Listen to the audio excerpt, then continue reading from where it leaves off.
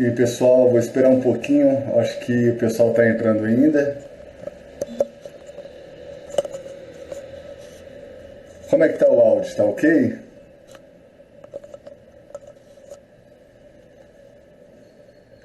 Saulinho, Júnior, Dudu ex-aluno chegou aí, Alexandre. Beleza, o áudio aqui tá ok? Tudo certo?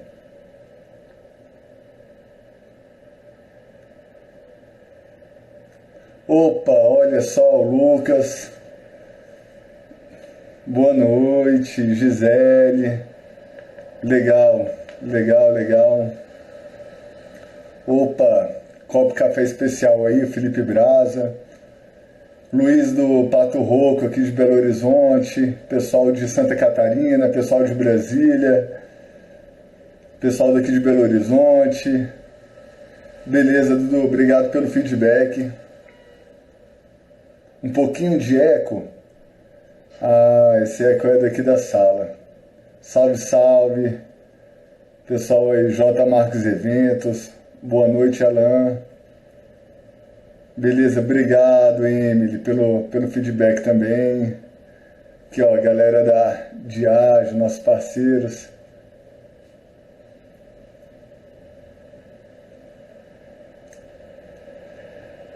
Isso aí, pessoal. Bom, a gente marcou às 8 horas. Hoje eu vou falar bastante sobre mixologia. Eu espero que esse não seja um monólogo, que vocês também participem disso. Eu vou falar um pouco principalmente sobre criação e desenvolvimento de coquetéis. Existem muitas dúvidas acerca da coquetelaria criativa, acerca da mixologia, onde a gente precisa entender como que funciona um processo criativo dentro da coquetelaria. E a maior dificuldade que os bartenders têm é justamente na parte de criação. Então muita gente não sabe por onde começar, o que tem que fazer para poder desenvolver o coquetel. Mas antes de começar no tema, eu vou me apresentar. Para quem não me conhece, meu nome é Victor Quaranta, sou instrutor de cursos profissionalizantes e consultor de bares e restaurantes. Eu atendo em alguns estados, mas principalmente em Brasília e Belo Horizonte. Eu trabalho em várias frentes da minha área, já trabalhei na parte de eventos, gerenciei o estágio na Copa do Mundo, minha formação é em gastronomia, com uma pós-graduação para concluir em docência do ensino superior. Então eu tenho uma paixão também pela parte de educação em coquetelaria e ensino, e por isso a formação em docência do ensino superior. E já trabalhei em alguns estados e recentemente tenho um livro publicado que hoje é um guia do mixologista moderno em língua portuguesa, que é o Mixologia, o universo do bartender cientista. E boa parte do que eu vou falar aqui para vocês está inserido no livro, que é o processo criativo do bartender. Se vocês quiserem, boa noite, Álvaro. Se vocês quiserem, vocês podem também já ir postando aqui as perguntas e os questionamentos que vocês têm em relação à criação. Qual que é a maior dificuldade de vocês? Tenho dificuldade de decorar um drink, eu não sei por onde começo. Eu não sei, por exemplo, por onde que eu começo a criar o drink. Onde que começa o processo criativo? Vamos lá. O drink, ele precisa primeiro, você precisa ter o conceito bem determinado antes de começar a criar o coquetel. É muito difícil você criar do nada, do vazio, do zero. Então, acho que o primeiro erro que os bartenders cometem quando estão criando é justamente o erro de querer criar sem saberem por onde começar. E, na verdade, isso começa de uma preguiça na hora de criar. Gente, criar exige um certo esforço e não é uma coisa que é feita em 3 minutos. Um coquetel, se ele não passar por todo o processo, realmente dessa forma fica muito difícil. O que as pessoas começam, aqui ó, como chegar a uma espuma perfeita sem utilizar o sifão. Tá, depois eu falo um pouco sobre técnicas, tá? Vou focar agora em criação, depois eu entro em técnicas. Quando o bartender ele começa a criar, ele acha que vai vir uma luz e uma ideia do nada, ou ele vai psicografar aquela ideia, né? Aquela coisa é quase um Chico Xavier. O cara vai fechar o olho e vai surgir ali uma receita incrível, e não é assim que funciona. Qualquer pessoa pode criar. Não tem essa, existe um bartender que é mais criativo. Não. Existe um bartender que organiza melhor as informações na hora de criar o coquetel. Existe um bartender que segue o passo a passo da criação dos coquetéis. Então, eu vou explicar aqui mais ou menos para vocês qual que são os passos a passos para vocês poderem desenvolver o coquetel. E no meio daqui do nosso bate-papo eu vou fazer uma brincadeira com vocês, já pensando em criação de coquetéis, e a gente cria um coquetel agora juntos, ok? Vamos lá. Primeira coisa, recursos. Quanto mais recurso você tem, mais criativo você é. Por exemplo, quando a gente está numa degustação e a gente faz uma análise sensorial, seja de vinho, seja de destilado, existem muitas notas que passam despercebido por falta de conhecimento. Por exemplo, imagina que eu estou experimentando um destilado e aí tem ali uma nota de lixia. Se você não conhece lixia, significa que a sua biblioteca de aromas está fraco. Você precisa então criar recurso e criar uma boa biblioteca de análise sensorial. Você precisa conhecer mais frutas frescas, mais frutas secas, mais grãos, para você... Colocou aí, ó, Páscoa, beleza. Então são os drinks festivos, geralmente são drinks que não vão ficar no cardápio o ano inteiro e vai ficar um período. Primeira coisa que a gente vai fazer é conhecer toda a história do tema. Se o tema é Páscoa, a primeira coisa que a gente vai fazer é entender qual que é a história da Páscoa. Quando a gente entra num tema específico, a gente começa numa criação muito infantil, no sentido de fazer as primeiras leituras que todos vão fazer naquele momento. Por exemplo, quando você pensa em Páscoa, a primeira coisa que vai vir é o chocolate. Mas será que a gente tem só o chocolate para poder explorar dentro da Páscoa? É isso que a gente começa a fazer a nossa análise. Então a gente vai pensar, a gente vai anotar no nosso briefing todas as palavras relacionadas ao tema. Chocolate, coelho, renascimento, religião. Mesmo que sejam coisas que vocês não vão utilizar, dentro do briefing, dentro desse processo criativo, desse toró de palpite, a gente não se limita. Ainda não é hora de você podar as informações. Então você não pode começar um processo criativo cortando. Por exemplo, eu acho que pensar em religião na Páscoa é uma coisa absurda. Pode ser, mas isso você vai cortar num segundo momento. Você vai...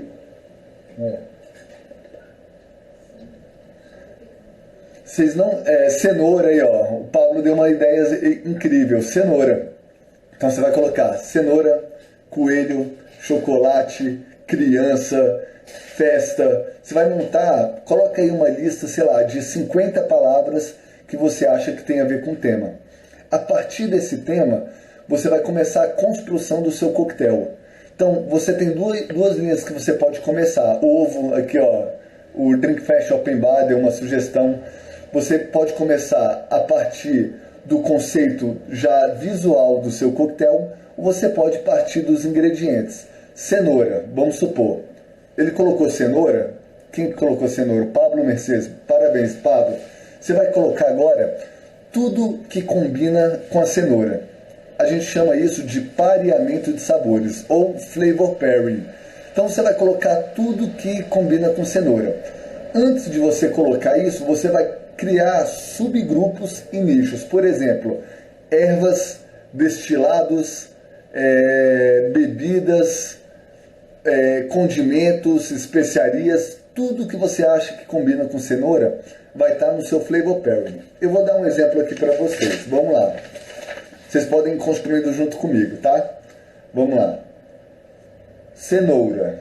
Tá aqui, ó. Cenoura, eu vou criar aqui. Ele vai ficar central. É o meu preparo central. Agora eu vou abrir várias pernas com várias coisas que combinam com cenoura. Aqui é uma hora que a gente começa a travar um pouco. Por quê? geralmente a gente fica muito limitado àquilo que está dentro da nossa cultura. Antes de voltar para a cenoura, eu vou conversar aqui com vocês sobre essa questão cultural e limitante que a gente tem na cabeça na hora de criar. Vamos lá. Eu quero que vocês escrevam para mim. Vocês podem escrever aqui nas perguntas. Fala para mim 3 coisas que combinam com café. Ou então, aliás, não precisa anotar aqui na tela não. Escreve aí num papelzinho 3 coisas que combinam com café. Eu vou escrever aqui 10 coisas e vamos ver se bate. Vamos lá, 3 coisas que combinam com café. Ó, o Álvaro ainda está na cenoura. A gente vai falar sobre hortelã que combina com cenoura. Vou até anotar aqui, ó, hortelã. Laranja. Laranja, Arthur, com café ou com a cenoura? Com os dois, né? Mel, canela, cardamomo, cacau, acerola, queijo, café, chocolate, água, cachaça, comprô, canela, chocolate meio amargo, mel com cenoura, mel combina com a cenoura, leite, biscoito, cachaça, chantilly, leite, gengibre, beleza. Olha só, quando a gente começa a fazer uma criação coletiva, é muito interessante como que muitos ingredientes eles começam a bater uns com os outros. Às vezes eu dou uma palestra para 150 pessoas e eu falo 5 ingredientes que pelo menos 100 falaram. Isso significa que a gente está dentro de uma bolha criativa, que são coisas que a gente tem aos olhos e a gente acaba se limitando àquilo porque aquilo é mais fácil. Porque aquilo é mais fácil. Então, por exemplo, alguém pensou em café com shoyu? Ou pensou em café com rúcula? Ou esse tipo de ingrediente um pouco mais exótico? É muito difícil a gente pensar e a gente acaba até pensando que isso é um absurdo, né? Falar, isso aí é muito diferente, é muito doido, olha que legal quem está aqui. Chá de secote, abacaxi, tomate, amendoim, maracujá, cardamomo, shoyu, balsâmico. Isso aí, Thiago. O Thiago, quando ele fala para mim que maracujá, balsâmico, absinto, malibu, esses combinam, ele já é um bartender experiente, o Thiago Secote, então ele já começa a pensar fora da caixinha. Ele não pensa só naquilo que a gente tem na frente dos nossos olhos. É muito interessante que quando você fala para um brasileiro sobre feijão doce, para a gente soa muito esquisito, né? Porque isso culturalmente funciona no Japão. Da mesma forma que, de repente, uma feijoada no Japão seja algo muito estranho, né? A feijoada brasileira ele é praticamente a música da Xuxa que tem ali do porco, a cabeça, o ombro, o joelho e pé, e é um massacre dentro do feijão, né? É muito estranho para alguém que está fora. Talvez para um francês não, porque eles já têm um cassoulet, que é com feijão branco e pato, mas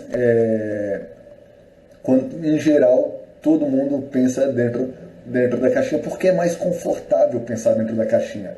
Então pensar em café com leite, café com menta, café com laranja, com contrô, tudo isso é porque a gente ainda está limitado a tudo aquilo que a gente já viu. Como que a gente vai criar dentro daquilo que a gente já viu? Você vai fazer mais do mesmo.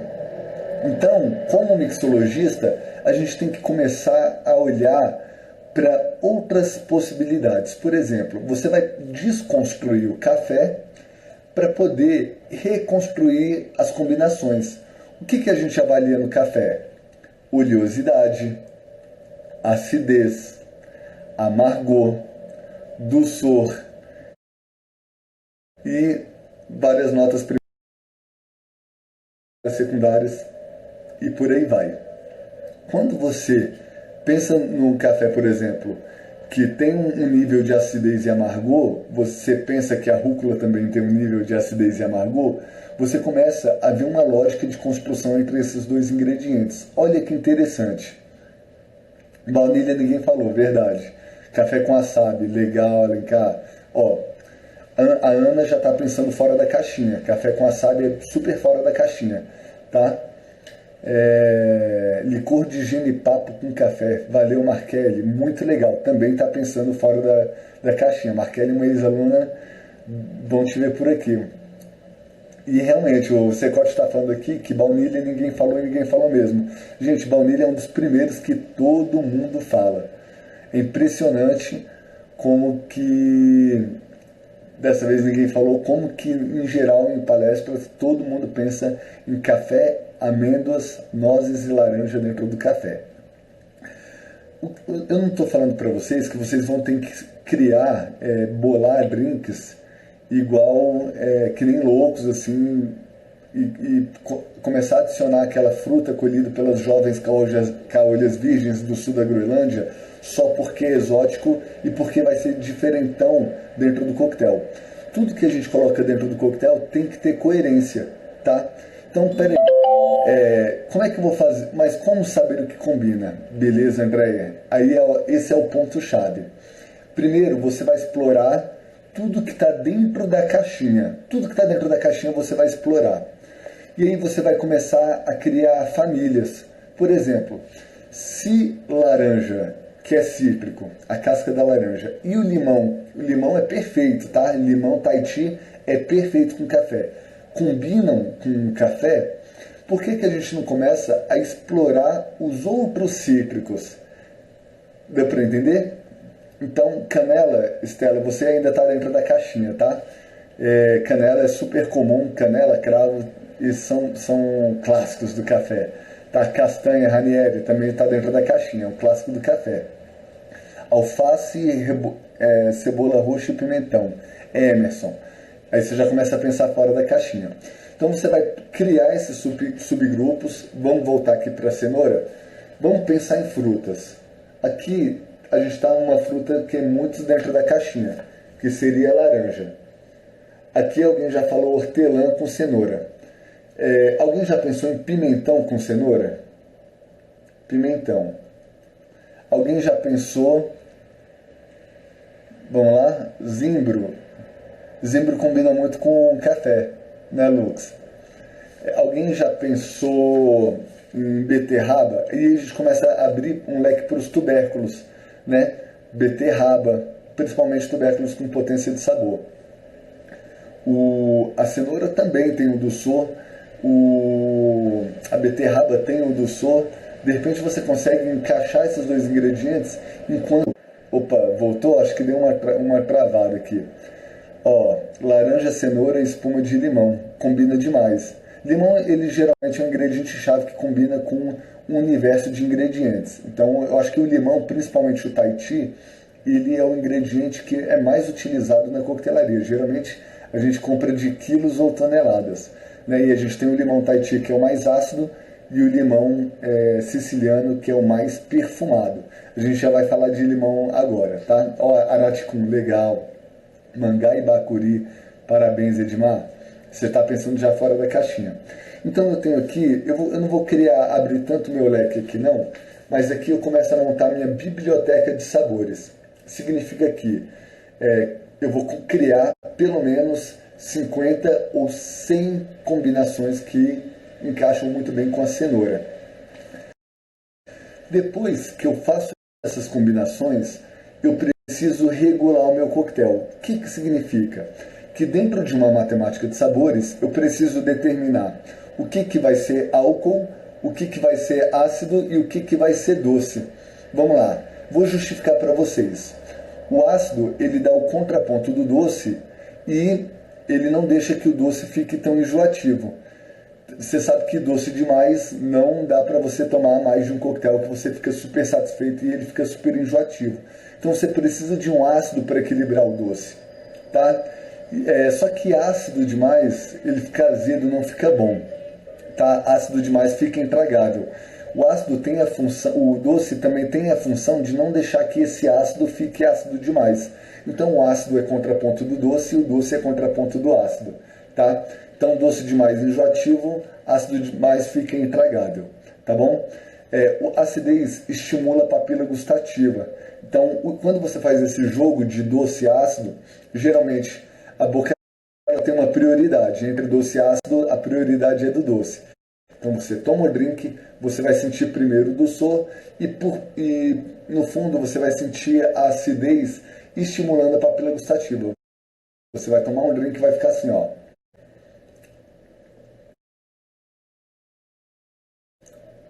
Salivando.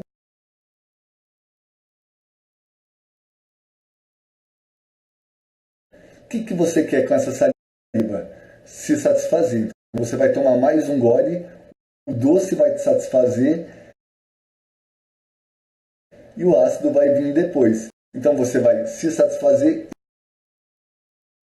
estimular, se satisfazer, estimular, e isso vira um ciclo infinito, tá? Outro ponto de equilíbrio que a gente tem, ó o Lucas aí, parabéns Lucas, ex-aluno, amigão aí, bartender, tem o amargo também. O amargo, ele equilibra o doce e não deixa, e dá geralmente estrutura para o coquetel. Eu falo que o amargo são os taninos dos coquetéis. No vinho, os taninos são os que dão estrutura para o coquetel, para o vinho. Os taninos dão estrutura para o vinho. Para o coquetel, são os amargos que dão estrutura para o coquetel. Quando você pega os coquetéis clássicos que estão na moda, que tem um certo amargor, até a própria gin tônica, mas em especial o Negroni, você vai sentir uma potência. Ele invade a boca, ele não é um drink que chega suave, ele é um drink que chega potente. Então o amargor ele tem essa função de dar estrutura, tá bom? E eu tenho ainda o álcool. Eu falo que o álcool é o lubrificante social, ele facilita as relações e deixa a bebida mais interessante, e a gente bebe para poder socializar. Só que quando você pensa numa matemática de sabores, você precisa encaixar tudo isso. O álcool, o doce, o ácido, o amargo se tiver, e tem um ingrediente que precisa entrar para poder ajudar a regular todos esses sabores. A gente tem utilizado bastante, que é o sal. O sal vocês podem utilizar ou a solução salina, que seria 80 gramas de água para 20 gramas de sal, ou vocês podem fazer uma tintura salina, que aí seria com álcool de cereais, que seria 80 gramas de álcool para 20 gramas de sal, ok? O que acontece com o sal? Ele ajuda a regular, por exemplo, quando você tem doce ácido, você tende a regular o doce, a colocar o doce, potencializar o sabor do doce sem aumentar o doçor. E como você dá uma regulada no doce, o ácido ele acaba se tornando mais evidente. Então você desce um pouco o doçor potencializa o sabor que tem o doçor e equilibra com ácido.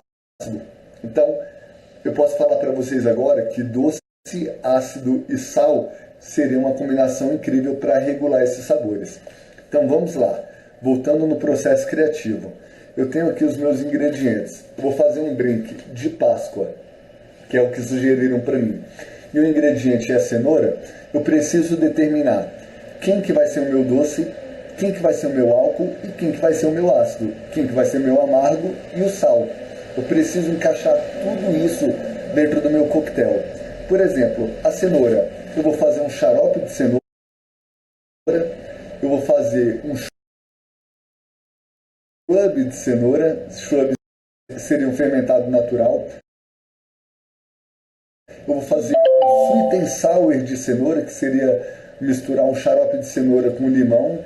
Eu vou fazer uma infusão em cenoura. Eu vou usar um purê de cenoura. Então, assim, eu tenho 1 milhão de possibilidades que eu posso trabalhar com a cenoura, e essa hora é a hora determinante. Espera aí, Páscoa, vamos pensar em Páscoa.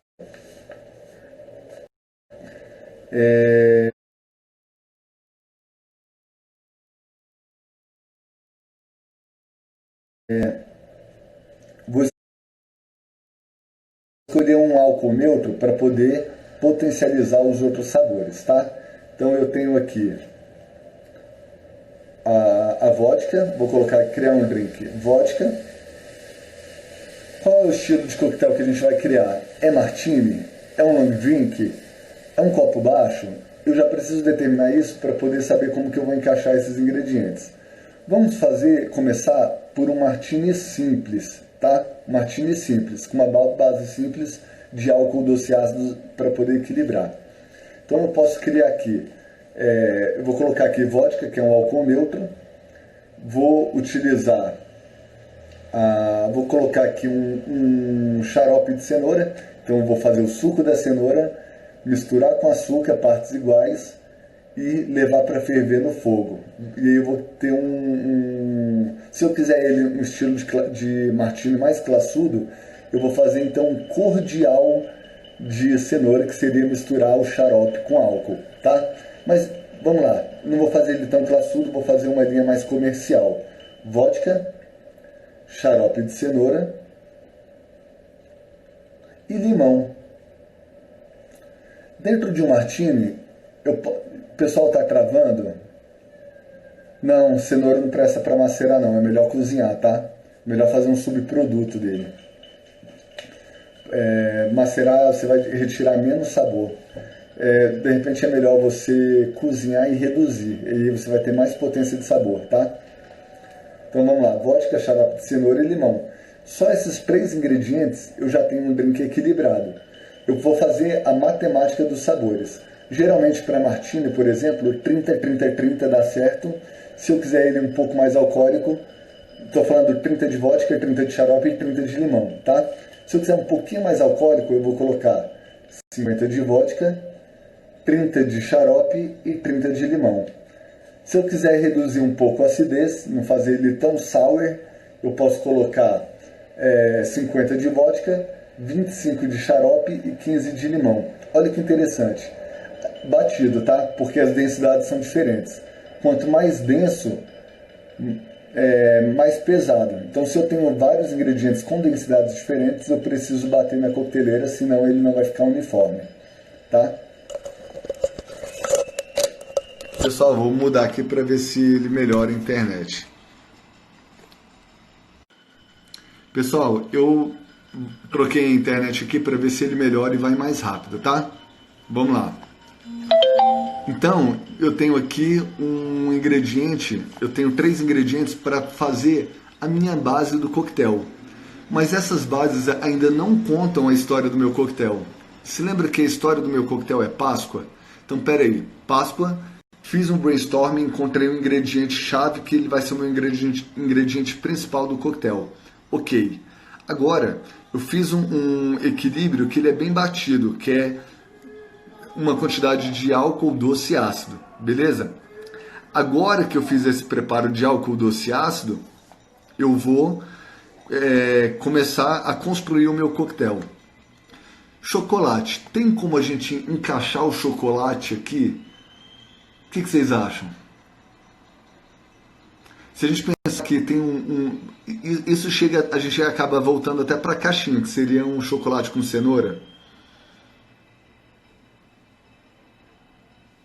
Então, a gente pode fazer, vamos lá, uma base de cenoura com uma espuma de chocolate a partir do cacau.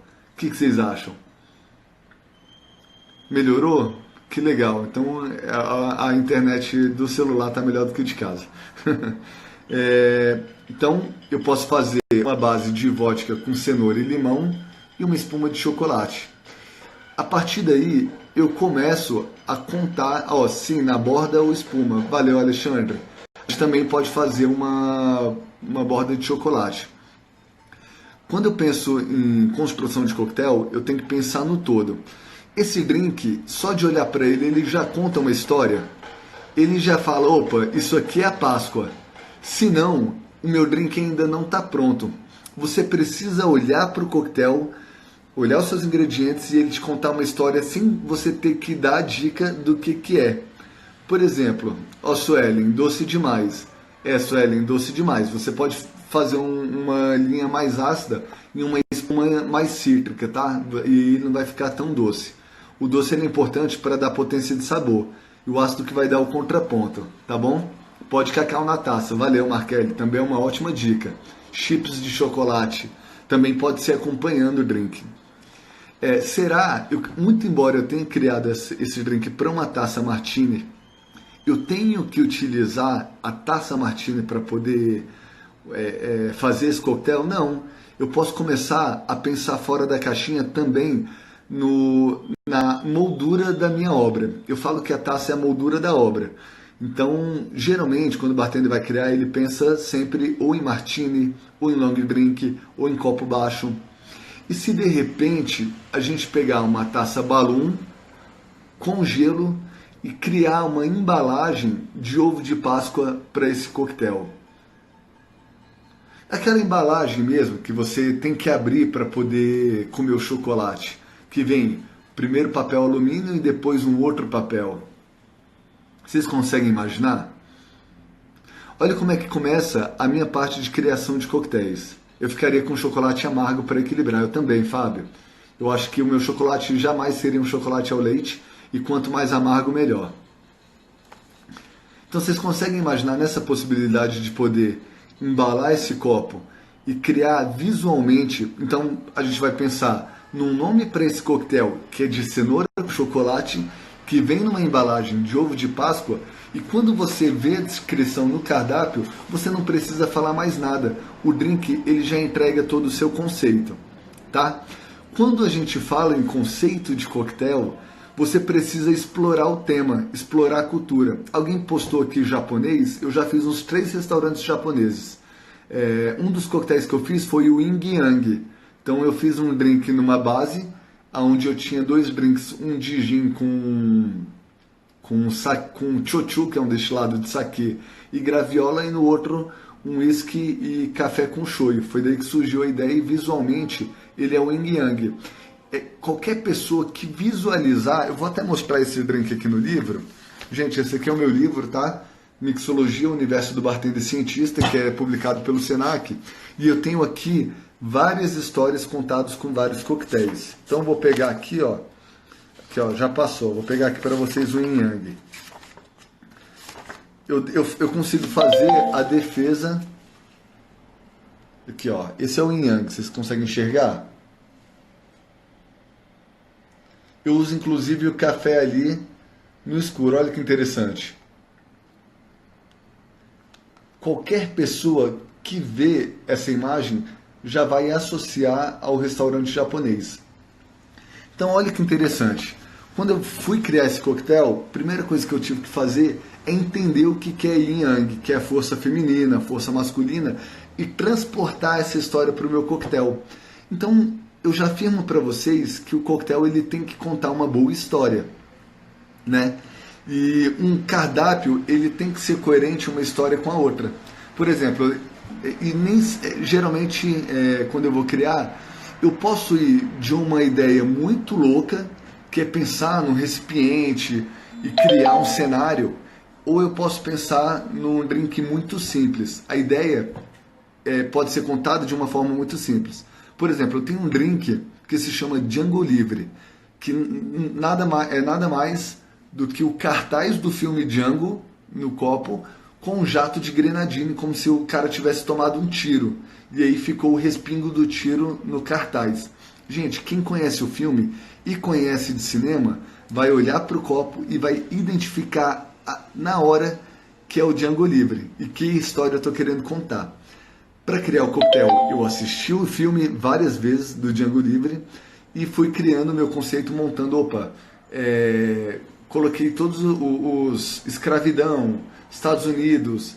O que vocês acham que qual é o destilado que o Django Livre tem? Quero ver quem que acerta. Qual destilado vocês acham que tem? Lembrando que isso se passou nos Estados Unidos. Alguém quer arriscar?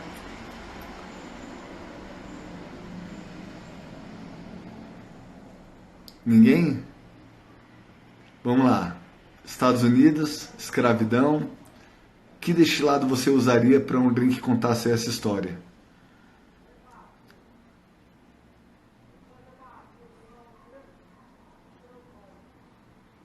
Opa, seu Drink Manitas continua fazendo sucesso. Que legal, esse é lá de Brasília. Vamos lá. Eu usei isso, Lucas. Whisky. Vamos lá, Leandro, você errou. Bourbon. Bourbon acertou também. Suelen Bourbon. Gente, olha que interessante. Não tá óbvio que eu usei Bourbon? Não é, é uma coisa óbvia, eu usei um whisky americano, um whisky feito de 51% de milho e 49% de outros cereais. Um Tennessee Whiskey ou um Bourbon Whisky. Porque culturalmente a história se passa lá. Não faria sentido eu usar, por exemplo, um destilado, um saquê, a não ser que eu conseguisse linkar a história do Japão com os Estados Unidos. Aí faria todo sentido, mas nesse caso não fez. Então vamos lá. Quando você pega o tema para explorar, você tem que dominar sobre esse tema, tá? Conhaque não, Ju, conhaque não. Conhaque é da França. Eu contaria alguma outra história na França com conhaque, tá? Mas especificamente o whisky conta melhor a história dos Estados Unidos, tá? Isso é um fato histórico nos Estados Unidos. Então não tem como eu contar a história dos Estados Unidos com um produto francês, a não ser que eu consiga linkar essas duas bebidas. Então vamos lá, olha que interessante. Eu vou colocar agora, se vocês quiserem anotar, todos os aspectos da coquetelaria, tudo que vocês precisam para poder criar o coquetel de vocês. Então, primeira coisa, storytelling, né? Então é a história do seu coquetel. Existem no próprio YouTube vários vídeos falando sobre storytelling. Storytelling é um termo que é muito usado no cinema. Roteiristas criam o seu storytelling, então é a sua história e como que você vai contar essa história. E atualmente os campeonatos nacionais e internacionais têm cobrado isso dos bartenders, tá? Então vai lá no Google ou no YouTube e coloca na busca a palavra storytelling, que vocês vão encontrar vários vídeos, inclusive de roteiristas brasileiros, falando sobre como construir uma boa história, tá? A minha boa história, eu gosto de fazer ele em 4 etapas. A primeira é me apresentando, isso em torneio, me apresentando e apresentando a casa. Em segundo, dando uma introdução do meu tema. Em terceiro, fazendo o desenvolvimento do meu tema. Em quarto lugar, fazer uma finalização com o ápice. Por exemplo, eu vou dar um exemplo para vocês de um drink que eu já vi em torneio, que eu achei muito interessante. O bartender, ele, na hora de entregar o coquetel, ele derrubou o coquetel na mesa, quase sujou os jurados. E aí todo mundo ficou super preocupado, falou, não, esse cara perdeu o torneio. Né? Imagina você derrubar um coquetel na hora de entregar. Só que ele pegou um ovo que estava embaixo do balcão, quebrou, serviu na taça Martini, o ovo já estava com o líquido gelado por dentro e ele entregou aos jurados. O nome do coquetel dele era Fênix, ou seja, ele criou um ápice no final da apresentação que era para poder justamente renascer das cinzas, impressionar os jurados com essa finalização. Todo mundo aplaudiu o bartender e provavelmente ele ganhou esse torneio. Eu participei de um torneio recente, na verdade foi muito mais uma brincadeira do que um torneio, com um drink que se chama do Leme ao Pontal. Vocês conseguem imaginar o que tem no Leme ao Pontal? E a quem que eu faço referência? Ele vai com cachaça, foi com a cachaça bem me quer, xarope de guaraná, chope de caju e goiabada para a sobremesa.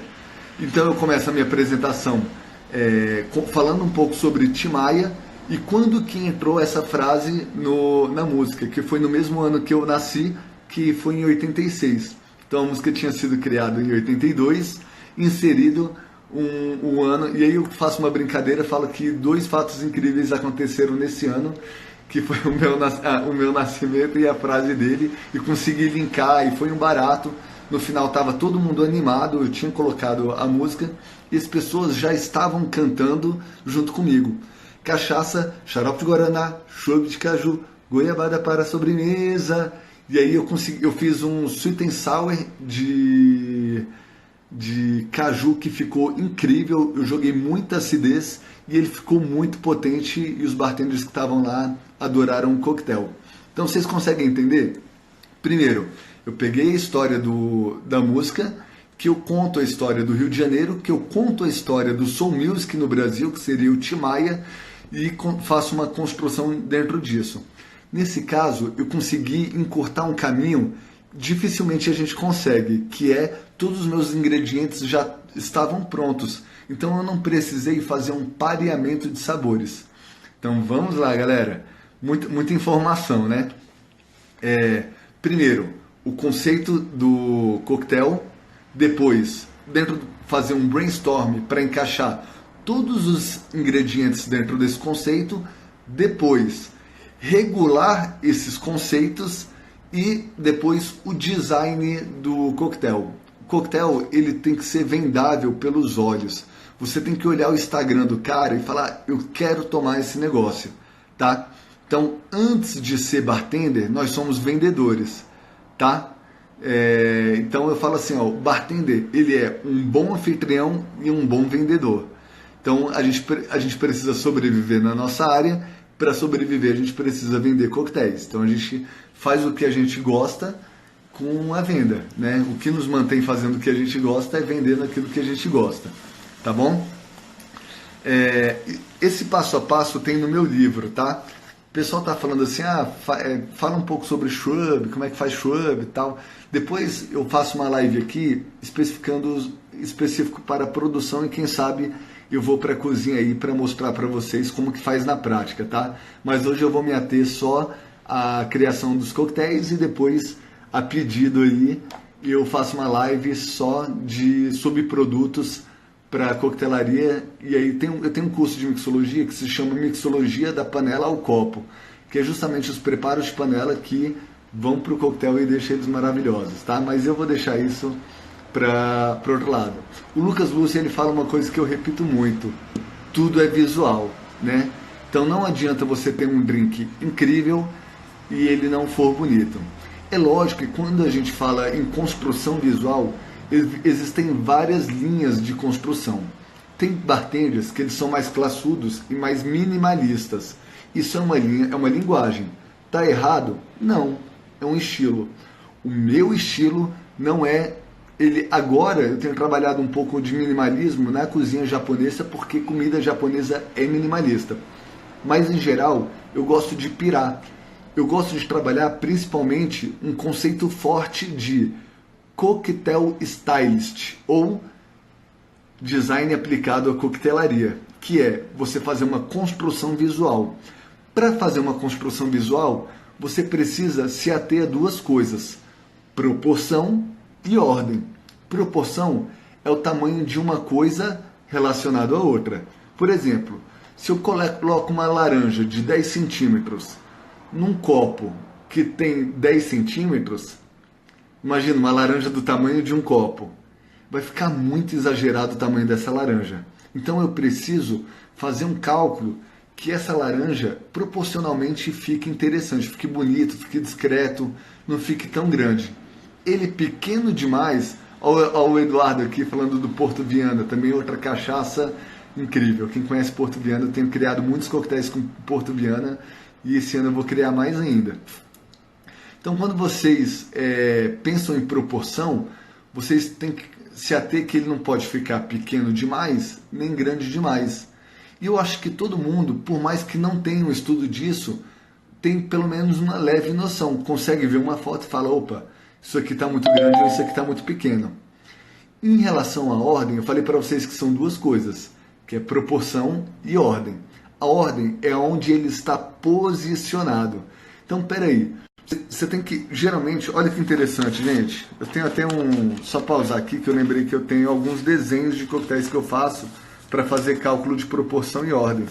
Eu estou com um caderninho aqui, inclusive, que é o que eu estou anotando, que eu tenho um desenho de quando foi criado o Yin Yang, quer ver? Deixa eu pegar aqui rapidinho, pessoal, e vocês vão entender do que eu estou falando. Eu geralmente gosto de desenhar os meus projetos de coquetel. Olha que interessante. Então eu desenho, eu projeto aquilo que eu vou criar. Isso aqui é para um restaurante japonês em Brasília. Se você olhar aqui, eu tenho vários, cara. Tenho vários, ó. Eu tenho aqui, ó, o jardim japonês. Também eu faço um cálculo de proporção e ordem antes de criar o coquetel. Então eu preciso principalmente projetar antes de criar. As pessoas já querem criar e fazer. Cara, não faz isso. Pensa primeiro, bola primeiro e depois põe em prática. Você pode até testar várias coisas, mas não fica que nem um louco, porque senão você vai perder muito tempo na hora de criar. E geralmente a gente monta cardápio com 12, 14, 18 coquetéis exclusivos. E o nosso prazo geralmente é muito curto. Então a gente não pode perder muito tempo na hora de criar. Então projeta e cria uma conexão entre esses coquetéis. Vocês estão entendendo? Vamos lá. Cachaçaria Libertas da Lamas Destilaria, fica a dica. Legal. Galera, depois eu falo um pouco. Esse ano eu sou embaixador da marca Lamas. Eu estou participando desse projeto que é incrível. Estou representando principalmente um whisky single malt que tem no Brasil, que é incrível, que tem uma pontuação altíssima nos testes, nos concursos que tem lá fora. 4 dias que vamos lançar, mas esse papo eu vou falar depois e vou falar especificamente de cada destilado depois, tá? Mas é muito legal ter falado isso da Lamas, porque eu lembrei que é a primeira destilaria brasileira que tem uma gama de bebidas premium de alta qualidade diferentes. Tem gins, tem whiskies, tem um rum muito parecido com o rum spiced, na linha do rum spiced, maravilhoso. Então, isso volta naquilo que eu tinha falado. Quanto mais recurso eu tenho para criar, mais criativo eu sou, né? Quanto mais recurso eu consigo pôr no papel, menos eu tenho que ficar trazendo a criatividade do além. Então, tem gente que começa a criar e fica... nada. História, conceito, possibilidade de ingredientes, então flavor pairing,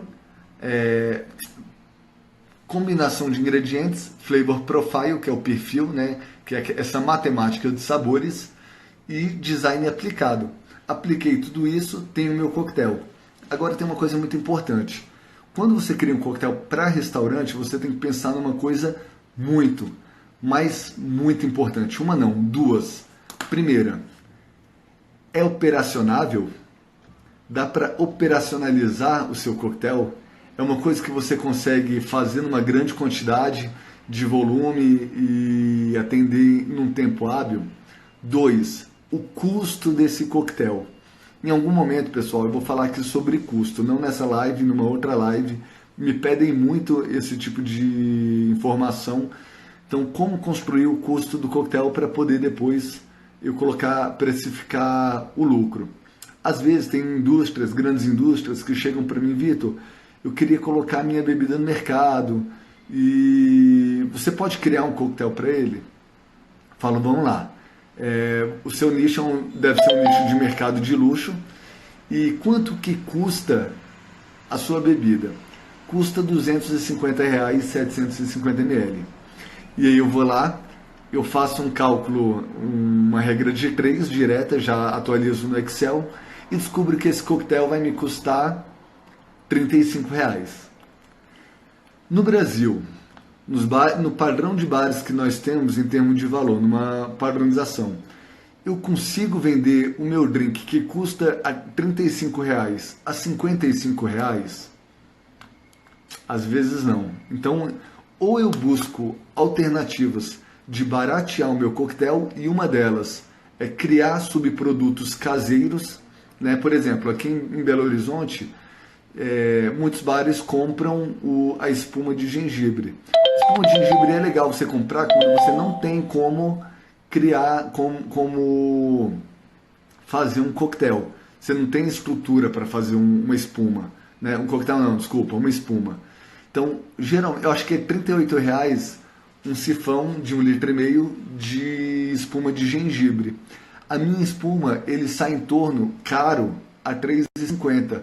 Então imagina vocês que eu estou economizando R$34.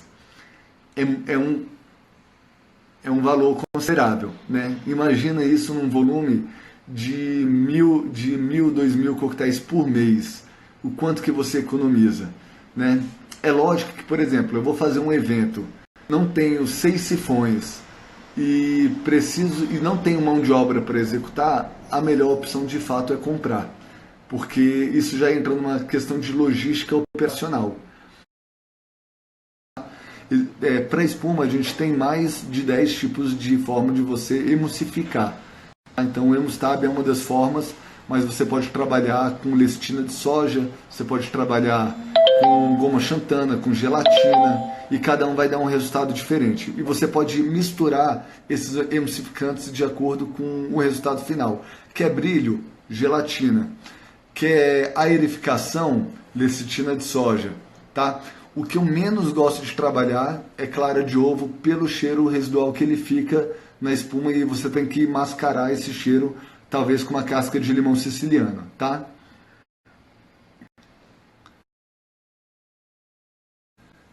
Quero conhecer a destilaria. Em breve, vamos deixar passar aí essa quarentena. Eu vou ver como é que vai ser o projeto de visita à destilaria, tá? Curso online vai ter, Pedro, vai ter um curso completíssimo de bartender, mixologia molecular, tendências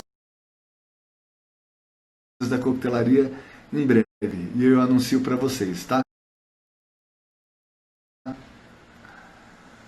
Com clara, recomendaria? Não recomendo, tá? Nem, você pode usar, se tiver que usar clara, gente, por favor, use clara de ovo pasteurizado, não usem clara de ovo natural, tá? Sim, feito ali na hora, quebrou o ovo e serviu. Usa de caixinha pasteurizado que é mais seguro. O seu curso de mixologia vem para Santa Catarina? Opa, vai sim. Eu já fiz um curso de mixologia, eu acho que tem 1 ou 2 anos, e em algum outro momento eu levo de novo aí para vocês, tá? Frutas que combinam com gin. Gente, gin eu falo que ele é uma bebida de poucos amigos. Ele é tão aromático que basta você colocar 3 ou 2 ingredientes, ou um ingrediente a mais que você já consegue fazer a construção de um coquetel. Então, se eu for falar todas as frutas, então você pode fazer uma linha de frutas vermelhas, frutas cítricas, frutas silvestres, todas essas combinam com gin. Você só tem que ater que tipo de gin você está trabalhando. Você tem uma gama muito grande, você tem gins florais, gins frutados, gins duros que puxam muito para o limão Tahiti, você tem o London Dry Gin, ele geralmente é um gin mais duro, né? O que sobressai nele é o zimbro. Então, depende muito do que você quer. Você quer trabalhar um gin com um buquê mais intenso? Você pode pegar um gin floral e trabalhar com frutas como o limão siciliano ou perfumes que se identificam com esse tipo de aroma. Se você for usar um London Dry Gin, praticamente todas as frutas combinam, tá bom? Que ele é um gin mais duro, assim, ele não tem uma cadeia aromática tão intensa quanto outros tipos de gin. Mamão melão, daria para desidratar? Daria. Daria sim. O ideal é você fazer peças um pouco maiores, considerando que ele vai dar uma enxugada, mas daria para fazer também. E na hora que você reidratar ele no álcool é solução. Então geralmente a gente reidrata no próprio álcool para saborizar o álcool. Você pode fazer isso e colocar no próprio gin, como outro colega sugeriu, tá? Claro, pasteurizado, o cheiro de ovo é mais presente. É verdade demais, mas ele é mais seguro do ponto de vista sanitário, tá? Mas galera, vocês têm tantas outras opções, não trabalha com clara de ovo não. Frutas com muita água é quase impossível de desidratar. Isso aí, ó, o Igor da Barnes, quem fornece fruta desidratada para toda Belo Horizonte em breve, para todo o Brasil, tá dando uma dica aí. Gin, uva, água de coco e manjericão. Incrível. Incrível, um paladar mais comercial. Qual proporção de clara de ovo pasteurizada devo usar no pisco sour? Cara, 30 ml, tá bom? 20 a 30 ml. O Lamas combina mais com qual guarnição? Essa pergunta ela não está tão bem elaborada. O Lamas é a indústria, né? É a marca. Ele combina com qual guarnição, com qual decoração.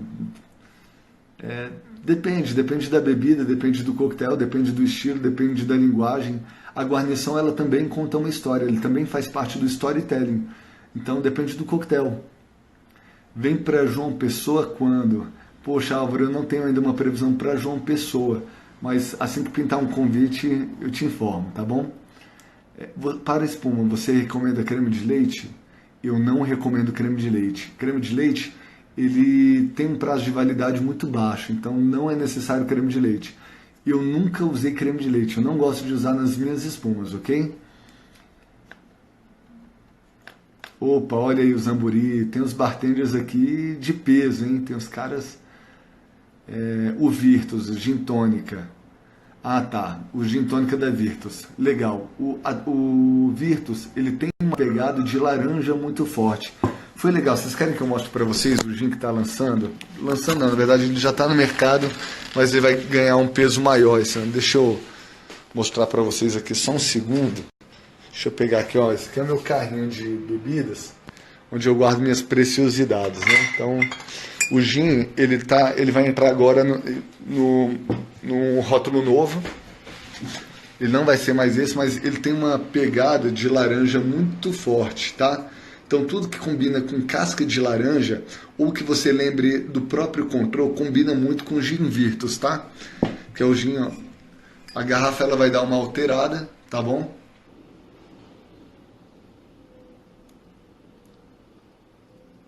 Pessoal, ele passou aqui para mim o tempo, né, 1 hora, e aí ele corta o vídeo.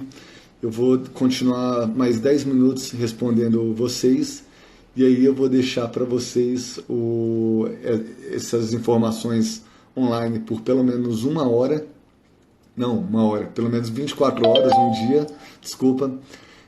Então vocês têm até amanhã esse horário para poder reassistir esse vídeo, pegar todas as informações, e eu vou deixar aqui disponível para vocês. Vamos lá, vamos para as perguntas, mais 10 minutos. Só para avisar, a gente fez uma brincadeira, a gente colocou qual informação vocês querem mais, se é mixologia e criação de coquetéis ou tendências da coquetelaria. Como teve muita gente pedindo tendências da coquetelaria, em breve eu vou fazer então uma live falando sobre as principais tendências. E quando a gente fala de tendência, agora a gente tem que falar sobre o mercado na atual situação, que é o corona e como vai ser o pós-corona, né? E existem várias ideias para quem quer empreender em épocas de coronavírus, tá bom? Vamos lá, isso aí, Tomás Black tá aí, Rony, opa aí, ó, João Pessoa em peso, Emustab, ó, Jocássio já dando dica aí, Jocássio é uma bartender fera aqui de Belo Horizonte. Igor Barmes, você faz parte do Senac? Álvaro, vamos lá. Eu dei aula no Senac Nacional durante 3 anos e e bolei, né, todo o curso de bartender, que é o curso de 200 horas do Senac Nacional. A publicação do meu livro também é pelo Senac, só que é o Senac Ceará, mas hoje eu não trabalho fixo no Senac. Quando eu recebo convite para o curso de bartender de 200 horas, que é um curso de 4 meses, geralmente eu aceito e faço o trabalho temporário, dando continuidade aos trabalhos anteriores, que é toda parte de planejamento, metodologia de ensino e tudo isso que é exigido dentro de um curso onde a gente precisa trabalhar o conceito de boa docência, né, de boa educação. Então, metodologia de ensino, conteúdo e etc. Tá? Meu amigo, depois passa tudo isso, você vai realizar novos cursos de bartender? Thiago Muniz, com certeza, tanto presencial quanto online, tá? Então a gente está com um curso online aí engatilhado só para poder atirar, mas vai ser em breve, tá? Emustab, então, seria uma boa opção para espuma? Seria uma opção barata, mas tem que ter muita cautela para não deixar a sua espuma gordurosa, tá? Você tem que usar muito pouco. Geralmente eu uso o Emustab com outros tipos de emulsificantes, como albumina ou a própria lectina de soja para poder não ficar tão gorduroso e não deixar todo o papel de emulsificação só para ele, tá bom? Como você veio? Como você pode nos orientar sobre esta crise que veio? Gente, eu tenho muita coisa para falar, então eu vou deixar isso para uma próxima live, tá? Sobre empreendedorismo. Inclusive, eu vou empreender nessa crise, eu vou continuar trabalhando dentro de casa, mas eu vou deixar isso para a próxima live, tá bom? Ainda acha que o rum será a tendência para esse ano? Olha, para esse ano eu acho que não. O que acontece? Isso já é um assunto de tendências, né? O gin ele veio com muita força como o London Dry Gin. Depois que veio o London Dry Gin, as microdestilarias nacional e etc., a gente está começando a explorar os outros estilos de gin. Então, está começando a vir para o Brasil Old Tom Gin, espero que venha para o Brasil o Slow Gin e os Distill Gin, que são os gins que não estão dentro da categoria de London Dry Gin. Então a gente está criando outras categorias de gins, estão vindo outras categorias de gin, criando no sentido de ter novos tipos de Distill Gin, que é um gin que não tem uma classificação exata. Então o mercado está sendo mais aberto para novos gins. Eu acho que o rum vai esperar um pouco, muito embora tenha tido muitos rums entrando no Brasil. Você tem aí o Kraken, você tem aí o Sailor Jerry, tá ganhando muita força. A gente tem um rum maravilhoso, super premium, que está sendo feito aqui em Minas Gerais. Então eu acho que o rum ele tá na janela, mas ele ainda não entrou, tá? Qual é o maior diferencial que um barman tem? Gente, tudo que eu falo para vocês é muito técnico, né? Dentro do conceito gastronômico e etc. Mas tem uma coisa que eu falo, eu bato o martelo. Um bartender, ele precisa ser, antes de tudo, um bom vendedor e um bom anfitrião. Qual marca de gin você recomendaria para fazer uma variação maior de drinks? Eu acho que você pode ir para uma linha de London Dry Gin mesmo. Tanqueray é um gin incrível, é um gin que domina o mercado, né, no Brasil, um dos melhores gins que a gente tem no mercado nacional. Esse gin aqui é maravilhoso, tá, gente? Gin Virtus, ele vai entrar no mercado com muita força, mas tem outros gins nacionais muito bons, o Irapuru, Amazon, que é muito bom. A primeira vez que eu tomei Amazon eu adorei. Tem um Velvo Gin daqui de Minas Gerais. Então tem outros gin muito bons. Mas eu como embaixador da Lamas, e tenho acompanhado esse trabalho, e eu vou te falar, viu? Eu acho que não tem nenhuma destilaria em Minas que vai fazer um trabalho semelhante ao que esse gin especificamente está sendo feito. Só para vocês terem noção, a gente vai entrar com 4 gins novos, inclusive gins com envelhecimento em barris nacionais. Tô triste que não vi desde o começo. Não tem problema, nosso querido aluno Renato, ele está na França. Eu vi um vídeo seu ensinando os franceses aí a fazerem caipirinha, mas ele vai ficar registrado aqui. Vocês têm 24 horas para assistir esse vídeo. Renato, não se preocupe. Tanqueray, isso aí, Emily. Tanqueray amor, e Tanqueray ele tem uma linha, né?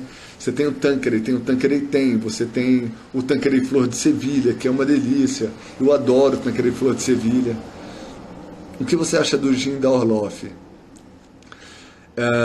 Eu vou te devolver uma pergunta. Dragão Luxubar.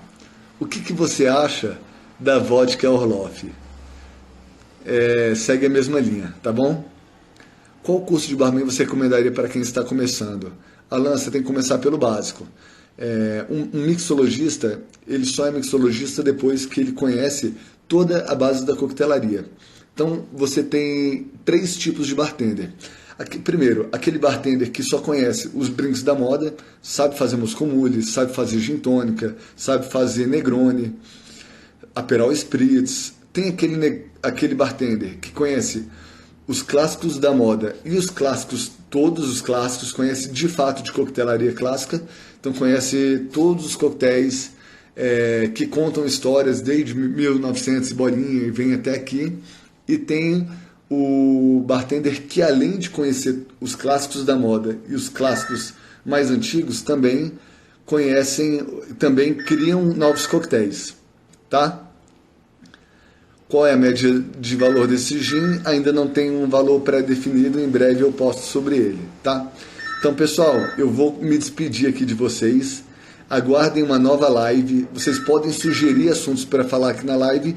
Em tempo de quarentena, eu vou fazer várias lives sobre vários assuntos. Me aguardem. Até breve. E um grande abraço para vocês. Até mais.